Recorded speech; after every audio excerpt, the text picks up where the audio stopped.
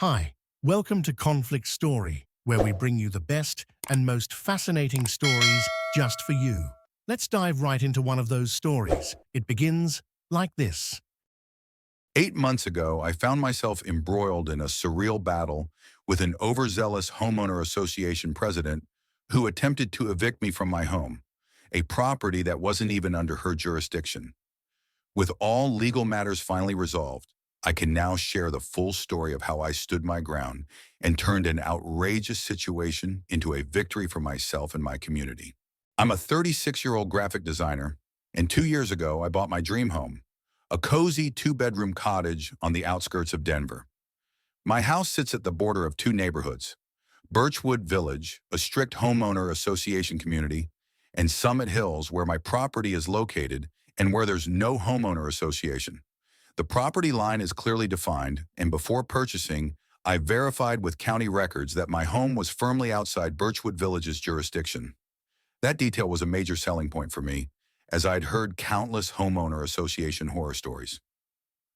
For over a year, life was peaceful. I maintained my home, kept my garden lush, and largely kept to myself.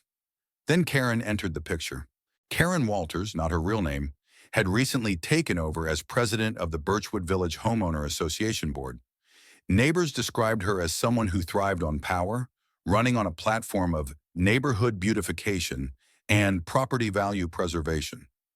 Little did I know her ambitions extended beyond her actual jurisdiction. It began innocuously with newsletters and flyers in my mailbox. Generic homeowner association announcements I promptly ignored. Then came the notices accusing me of violations, grass exceeding the allowable height, unauthorized garden decorations, and mismatched paint colors. I tossed these as well, assuming it was an error. That assumption was shattered when Karen left me a voicemail. "This is Karen Walters, Birchwood Village Homeowner Association President. Your continued violations are unacceptable. Contact us immediately to resolve these issues." I called back to clarify. "Hi, this is Lucas Scott. I think there's been a mistake. My property isn't part of Birchwood Village." "That's incorrect," she snapped. "Your house is clearly within our boundaries. I'm looking at the map right now." I explained my deed, county records, and property survey. Her response? "You have 2 weeks to comply or face fines." I mailed a certified letter with copies of my documents to the Homeowner Association Board, thinking this would resolve the issue. Instead, things escalated. Security cameras I'd recently installed captured Karen and two men on my porch one morning. Karen banged on my door, brandishing a laminated Homeowner Association eviction notice. When I didn't answer, she shouted, "You have 10 minutes to vacate the premises." Through the camera intercom, I told her to leave. Her reply, "Jack, break the door." One of her associates began tampering with my lock. I immediately called 911. When the police arrived, Karen claimed, "This property is part of our homeowner association. We're enforcing community rules." The officers weren't buying it. My documentation and security footage told a different story. Karen and her associates were arrested for breaking and entering, trespassing, and attempted forcible eviction. The legal aftermath was intense, but ultimately rewarding. My lawyer was delighted with the airtight case thanks to the video evidence. Karen's eviction notice turned out to be a fabricated document she'd created at home. Emails revealed that other homeowner association board members had warned her about overstepping boundaries. She pleaded guilty to reduced charges, receiving probation, mandatory anger management classes, and a ban from serving on any homeowner association board in the state. The civil case was equally satisfying. The homeowner association's insurance settled for $75,000, covering damages, legal fees, and emotional distress. Karen paid an additional $10,000 in punitive damages.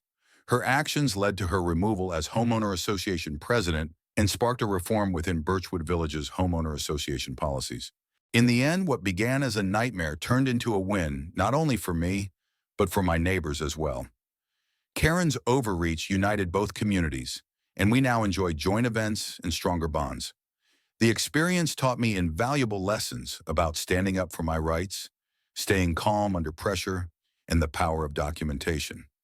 My property remains a Karen-free zone, and I couldn't be happier.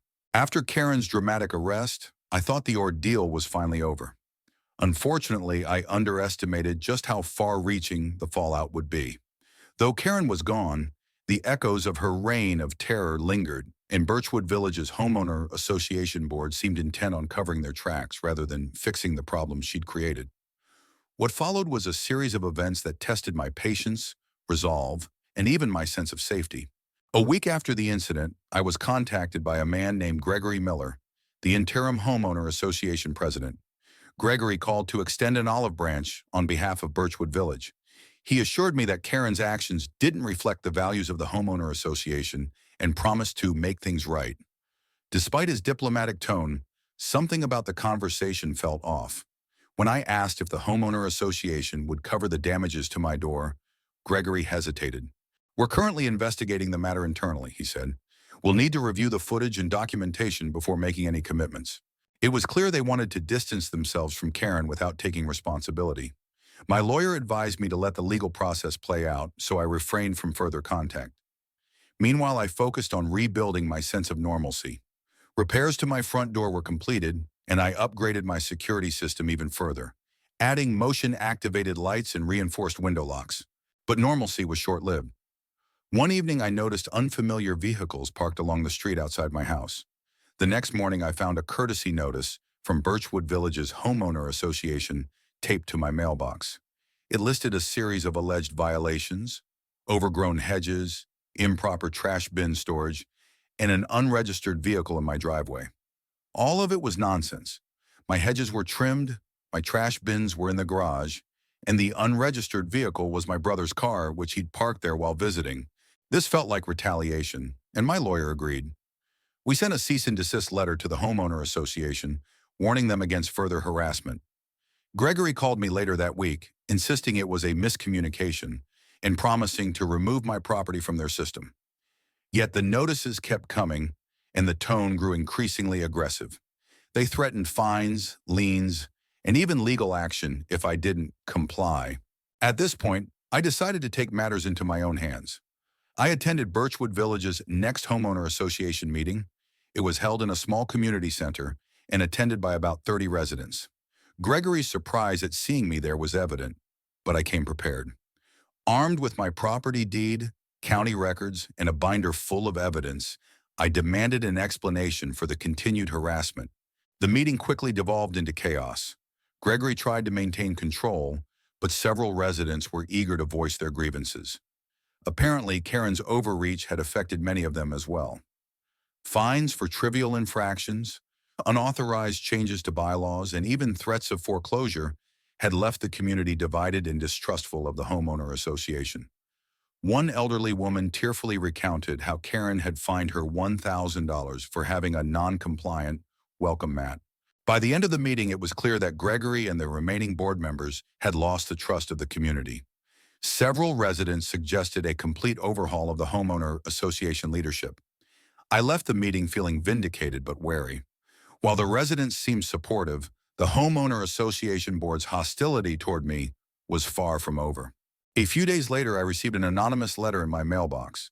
It contained copies of internal homeowner association emails, presumably leaked by a disgruntled board member, that revealed just how deeply Karen's influence had infiltrated the organization.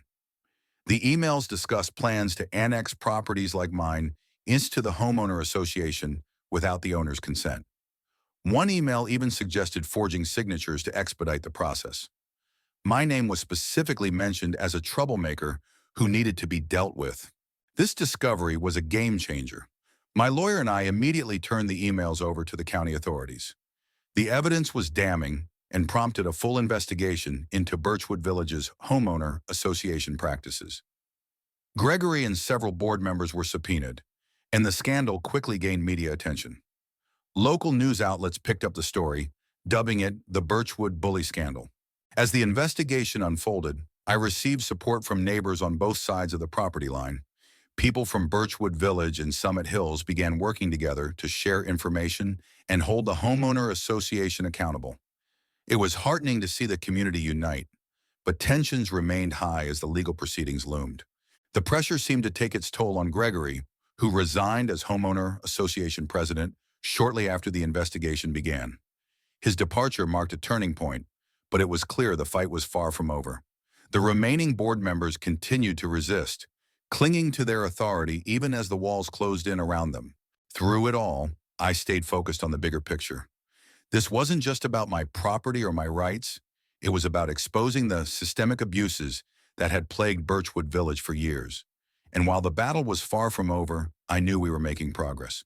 Little by little, we were chipping away at the foundation of corruption that Karen had built, and it felt like justice was finally within reach. With Gregory's resignation and the homeowner association investigation gaining momentum, I naively believed that things might calm down. Instead, the remaining board members seemed intent on digging in their heels.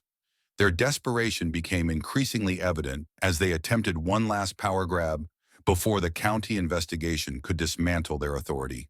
A week after Gregory's departure, I woke up to find bright orange stakes and flags marking the edges of my property. A printed notice was taped to my door, claiming that new property boundaries had been established to clarify jurisdiction.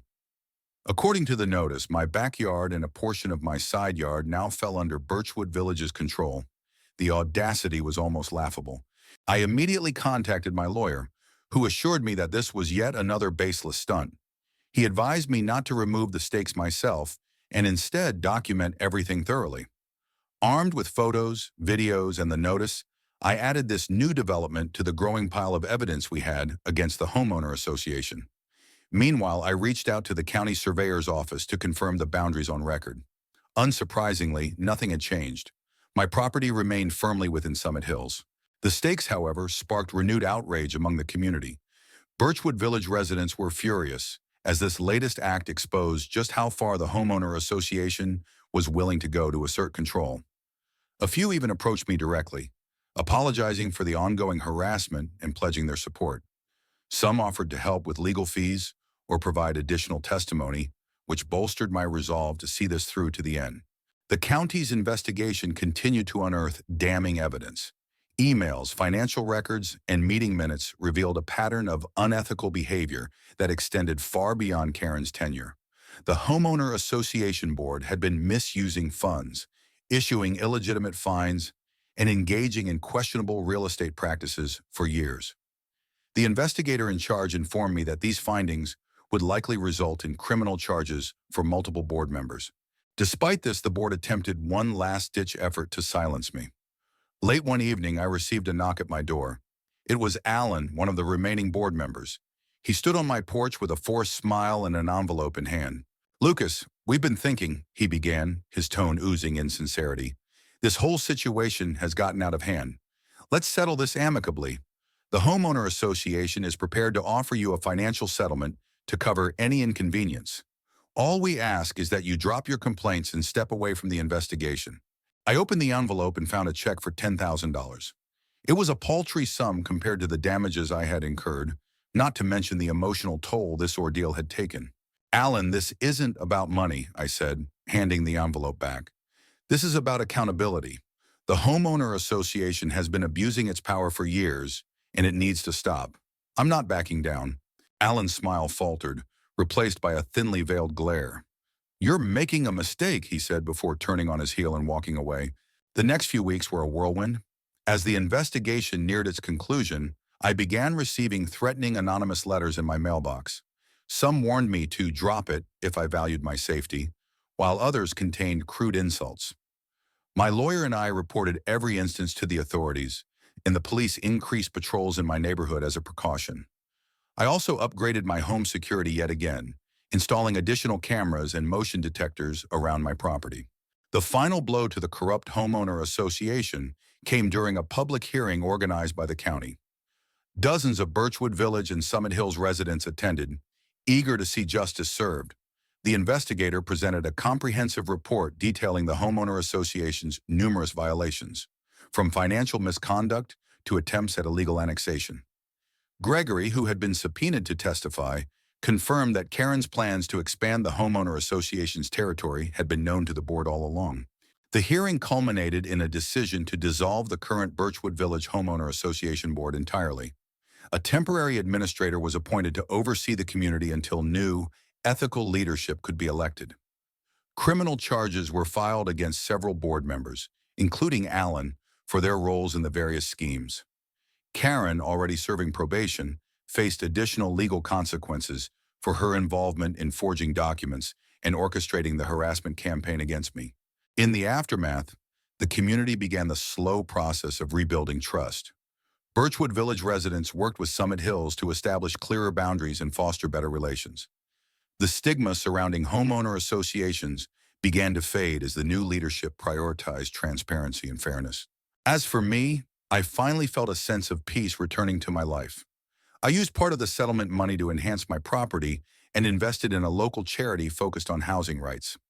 My experience became a cautionary tale, and I was invited to speak at seminars and community forums about the importance of property rights and holding organizations accountable. Though the journey had been grueling, it was worth it to stand up for what was right. The lessons I learned about resilience, the power of community, and the importance of documentation will stay with me forever. Birchwood Village and Summit Hills may always bear the scars of Karen's folly, but they also stand as a testament to what can be achieved when people come together to fight injustice. The dissolution of the Birchwood Village Homeowner Association Board marked the beginning of a new chapter for both neighborhoods. With a toxic leadership removed, residents on both sides of the property line began working together to create a better sense of community. While the transition wasn't without its challenges, it ultimately led to long overdue reforms in a stronger, more united neighborhood. The first order of business was electing a new homeowner association board. A temporary administrator oversaw the election process, ensuring it was conducted fairly and transparently. For the first time in years, Birchwood Village residents had a say in how their community would be managed. The new board comprised a mix of longtime residents and newcomers, all committed to undoing the damage caused by their predecessors. They prioritized transparency, accountability, and fairness, instituting policies to prevent the kind of abuses Karen and her allies had perpetuated. One of the first major changes was revising the homeowner association's bylaws. The new board worked closely with legal experts and community members to eliminate vague or overly strict rules that had been weaponized against residents. They also established a clear and accessible process for resolving disputes, ensuring no one would have to endure the kind of harassment I faced. Additionally, they implemented financial oversight measures to prevent mismanagement of funds. Meanwhile, Summit Hills and Birchwood Village began collaborating on joint events to foster a sense of unity. Barbecues, neighborhood cleanups, and holiday celebrations became regular occurrences, breaking down the barriers that Karen had worked so hard to build. The property line that once symbolized division was now a meeting point for friendship and cooperation. For me, life finally returned to a semblance of normalcy. The settlement money allowed me to fully repair and upgrade my home, including adding a beautiful garden that quickly became a personal sanctuary. I also started volunteering with a local housing rights organization, using my experience to help others navigate property disputes and homeowner association conflicts. The organization even invited me to join their board of directors, where I could advocate for legislative reforms to protect homeowners from overreach. The media attention surrounding the case also brought about unexpected opportunities. I was invited to share my story at conferences and seminars, where I spoke about the importance of standing up for one's rights and the power of community action. It was surreal to see my experience resonate with so many people, and I took pride in knowing that my ordeal had sparked meaningful change, not just locally, but in other communities facing similar challenges. As for Karen, her downfall was complete. After serving additional jail time for her involvement in forging documents and harassment, she quietly left the area. Rumor had it that she moved to another state to start over, but her reputation preceded her, making it difficult for her to regain any semblance of authority. The residents of Birchwood Village referred to her reign as a dark chapter in their history, but were determined not to let it define them. The new homeowner association board's efforts paid off. Property values in Birchwood Village stabilized and even began to rise as prospective buyers were reassured by the community's renewed commitment to fairness and transparency. Summit Hills, though unaffiliated with the homeowner association, also benefited from the improved relationship between the neighborhoods. For the first time in years, there was harmony on both sides of the line. Looking back, the experience was both exhausting and transformative. It taught me the value of resilience, the importance of knowing one's rights, and the strength that comes from standing together as a community. While I wouldn't wish what I went through on anyone, I'm proud of the changes it brought about and grateful for the neighbors who stood by me through it all. Today, when I look out at the property line that once caused so much strife, I see something entirely different. It's no longer a symbol of division, but a reminder of what can be achieved when people refuse to back down in the face of injustice. The scars of Karen's actions remain, but they've become part of a larger story, one of resilience, reform, and ultimately, redemption. Are you hungry for more slices of stories? Don't forget to subscribe and hit the bell to never miss out on any videos. See you tomorrow.